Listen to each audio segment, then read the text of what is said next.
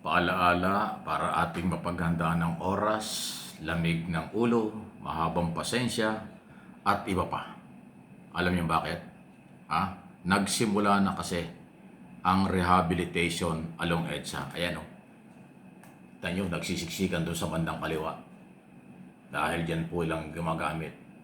Inuuna yung bus lane, yung lugar na dinadaan ng mga bus, ang inuuna na gawin ng ating pamahalaan. Coordination po itong rehabilitation ito along EDSA sa Metro Manila Development Authority, mga mayors, at siyempre National Government, Department of Public Works and Highway. Okay? Kaya lang po natin binigyan din ng pansin ito. Alam nyo, ngayong Christmas season, maraming nagbakasyon na kung ilang taon nang hindi nakakabalik ng Pilipinas, tapos biglang nakita ang antindi ng traffic, matraffic na po kahit walang rehabilitation. Pero dahil merong rehabilitation along EDSA, ang epekto nito ay malawak. Baka sabihin po ng iba dyan, ay EDSA lang naman, hindi ako dadaan ng EDSA. Abay lahat po, ganun ang katwiran eh. Ibig sabihin, yung mga kalye, malaki man o maliit, katabi ng EDSA o malayo sa EDSA, magiging mas busy. Kasi lahat dun pupunta yung mga sasakyan. Kaya sana yung mga turista, mga Pilipino na balikbayan at may kaibigang inimbitahang magbakasyon sa Pilipinas, ay huwag kayo masyadong ma-discourage. Parte yan ng development. Ang rehabilitation sa EDSA matagal ng plano. Hindi lang po natuloy nung nakaraang mga taon kasi nga iniisip nila ay matindi nga ang epekto sa ekonomiya at traffic. Pero dahil nga po malaki na yung sira, na kaya isang araw napadaan lang ako dyan eh. Talagang maraming lubak-lubak talaga, parang hindi highway. Nakakasira ng sasakyan at may epekto yan sa daloy ng traffic pagka sira. Siyempre babagal ang galaw. So panahon na, ibig sabihin, hindi po ako spokesman ng gobyerno, sinasabi ko lang, wala na tayong magawa. Kung hindi, dapat ayusin na bago pa lalong lumala ang pangit na kalye. Dahil sa overuse, 24/7, 7 days a week, 365 days, ginagamit ng maraming motorista ang along EDSA. Kaya mahaba-haba po ito. Okay? So, hindi ito kasalanan ng gobyerno, ito'y parte ng development, parte ng pamamaraan para maayos ang ating highway. Sa pag-aaral po ay umaabot ng 2.5 o hanggang 3 bilyon araw-araw ang nawawala sa ekonomiya dahil sa traffic along EDSA dahil nga po overuse na, sira na.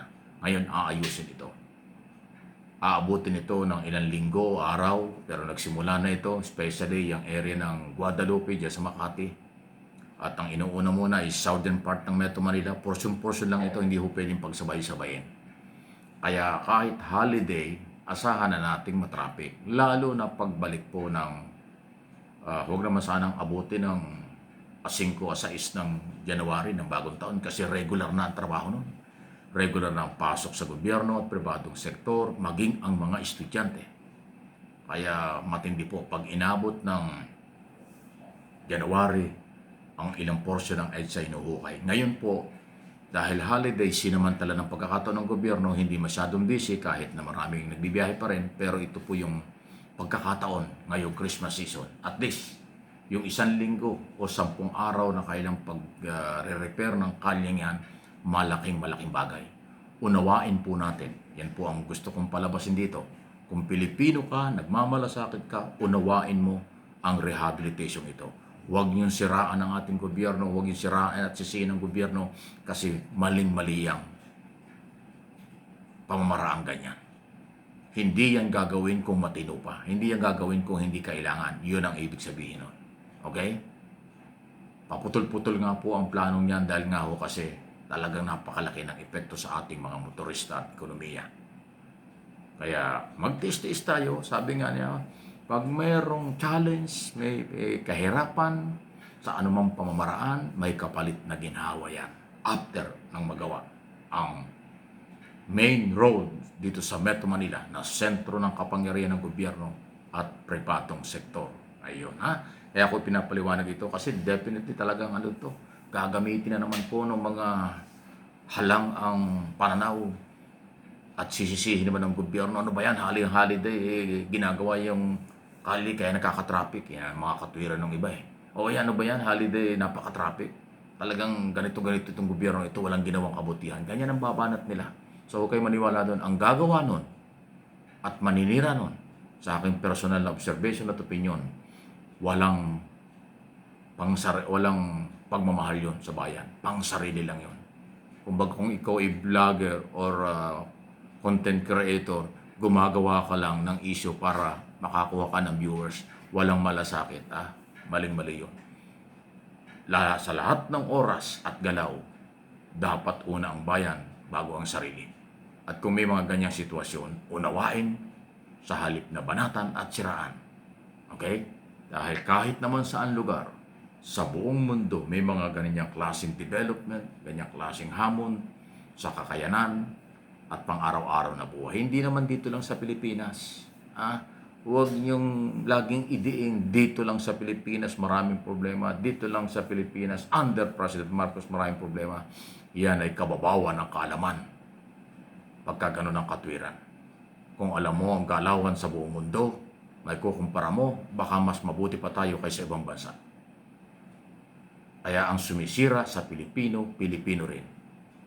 Ang nakakasira sa imahe ng ating bansa, Pilipino rin ang gumagawa. Only the Philippines. Yun ang aking observation. Bakit walang magmalasakit ng totoo? Merry Christmas, Advance Happy New Year pa rin po ang ating pagbati sa lahat. Ingat lang po, ulitin ko lang po, yung matinding nangyari dyan sa may parte ng Southern California, hindi biro, matinding pagbaha. Malawak na pagbaha, maraming kotse at mga bahay ang lumubog kahit Pasko. Marami ang talagang nasirang ari-arian. Tapos sumabay pa ang taglamig kasi winter, malamig sa lugar na yan. Dati hindi nag-i-snow, ngayon daw napakatindi ng snow ang nangyari ng isang araw, kaya grabe. Ingat lang po, mabuhay ang mga Pilipino. Maraming Pilipino dyan sa may California, sa buong California, pero ang naging biktima po identify ay Southern California. Yung malawakang residential commercial. Yan po sa San Diego, San Bernardino, untang parte ng San Francisco at parte ho ng mismong LA. At iba pang mga lugar. Malawak eh. Grabe talaga.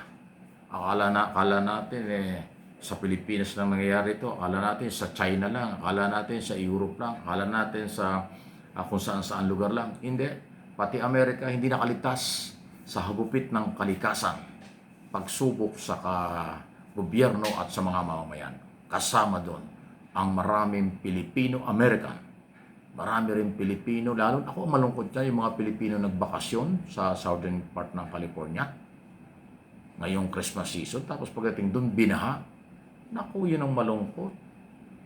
Nakasabihin, mabuti pa hindi ako umalis ng Pilipinas, baka hindi ako binaha. Yun ang matindi. At definitely may mga ganong sitwasyon. Hindi lang Pilipino. Maraming iba-ibang lahi sa buong mundo ang nagbakasyon sa Amerika, pati din sa may lugar na yan, na biglang naging biktima ng matinding pagbaha at lamig. Ingat na lang po kayo, talagang kahit saan lugar may pagsubok.